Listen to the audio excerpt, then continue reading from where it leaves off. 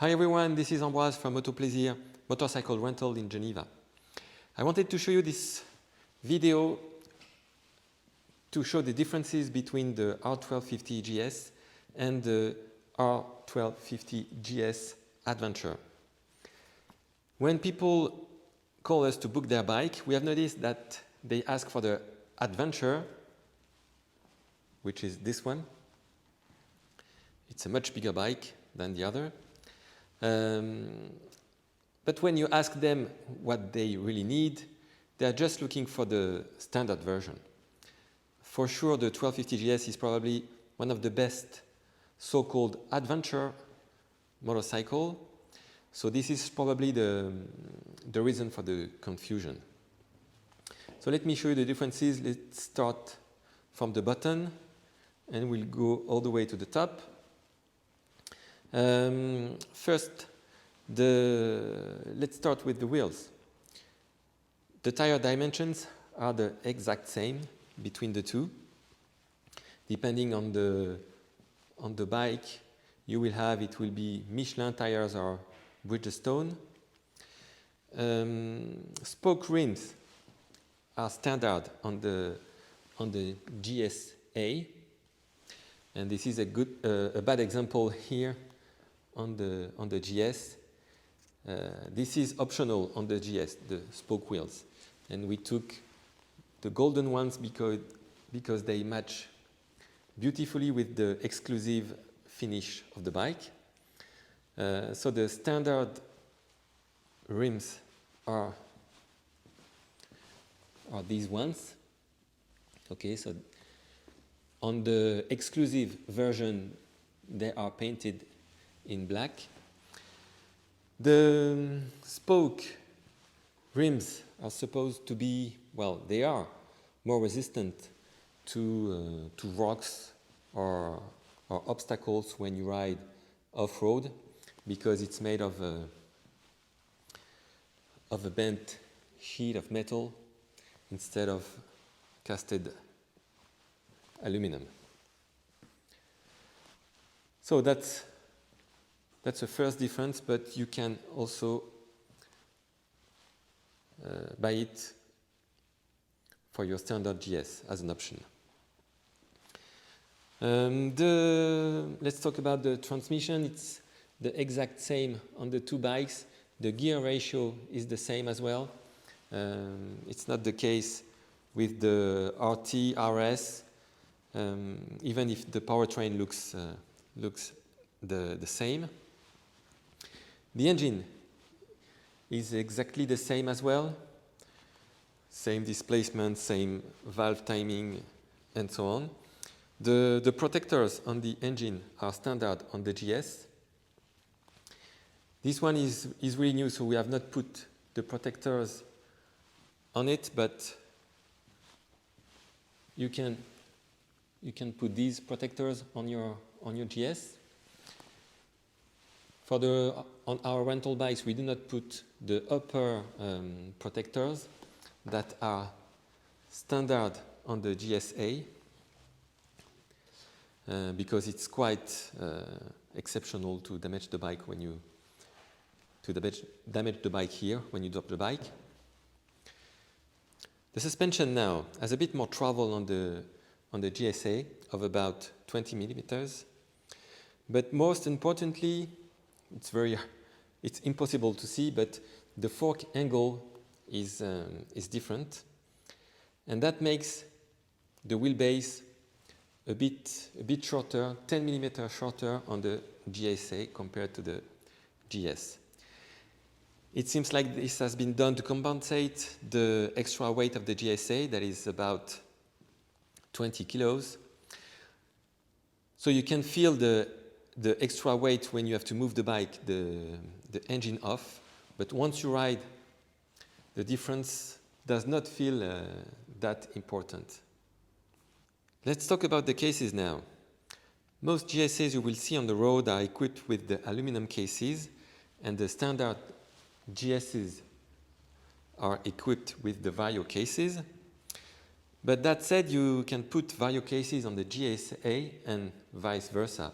So it's just a question of habits. You can load the aluminum cases from the top, which is handy, like this. And you can load the cases, the Vario cases, from the side. So it's probably not as convenient as from the top. What is very handy on the Vario cases is that you can expand the cases if you need more volume, and if you don't, the bike is a bit more narrow than the GSA. When you hit something, when you scratch the cases, on the Vario cases, it's very easy to buff the scratches. You can replace the lid. You can buy the spare parts very easily, the inner frame as well, if you damage the mechanism here. So the Vario cases tend to age a little better than the aluminum cases that are very easy to scratch. It's difficult to buff out, and you can dent them quite easily, and it's not easy to straighten them. The thing is that when you have the Vario cases, and if you hit something or if you drop the bike a bit badly, you are likely to break the brackets here. I show you an example I have here. So if you drop the bike, this will be broken, or this one, and on this one the lower bracket is damaged as well. So when you do that, it's probably the end of your trip, because it will be very difficult to put back the case safely on the bike.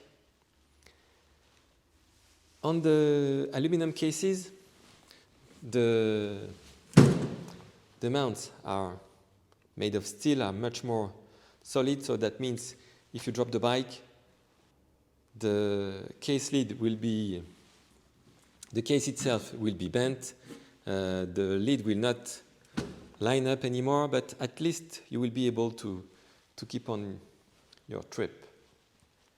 So that's important, of course. Let's talk about the seat and seat height. The seat height on the GSA is 40 millimeters higher than on the GS. You can notice the seats are a bit different, and they are a bit thicker on the GSA, both rear and front seat. The seat of the GSA is 20 millimeters thicker, so that makes it probably a bit more comfortable. But you can also order the comfort seat for the GS.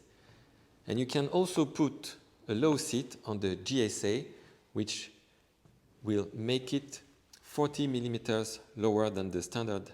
What we usually do is that we suggest the GSA for people who are 180 centimeters or more, and we will not recommend it if you are smaller than 170 centimeters, especially if you ride with a pillion. The big difference now is the tank capacity.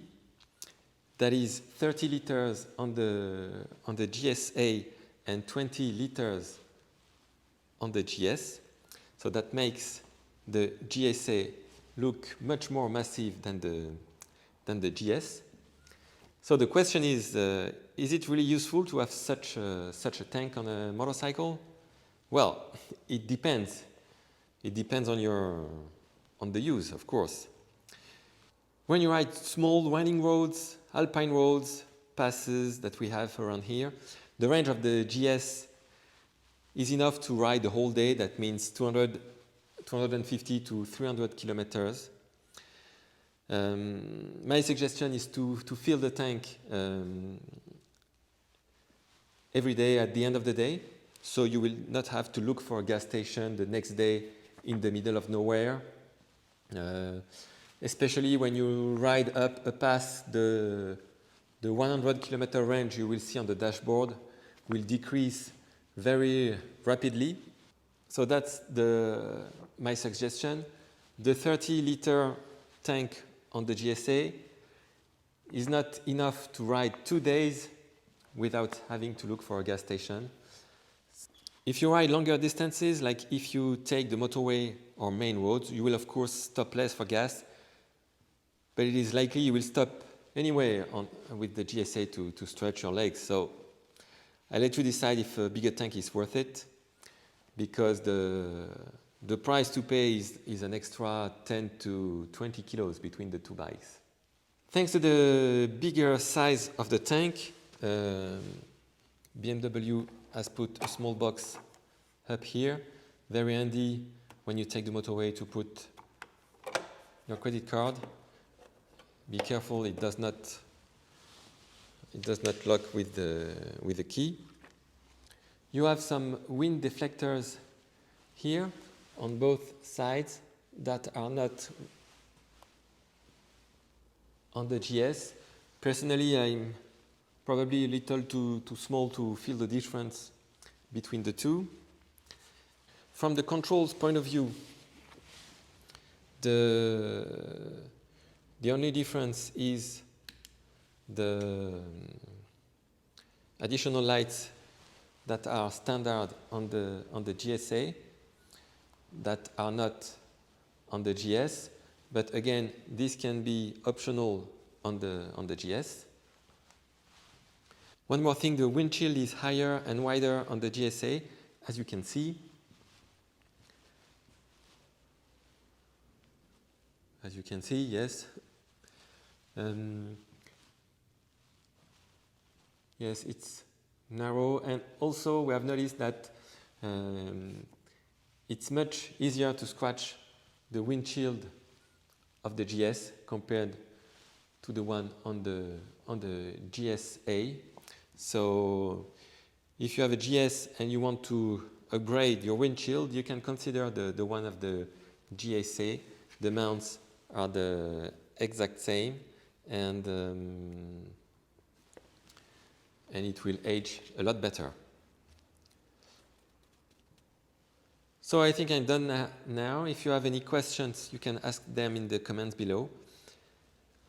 And please subscribe if you are interested in such comparison. We have more coming up. Thanks a lot for watching. Bye.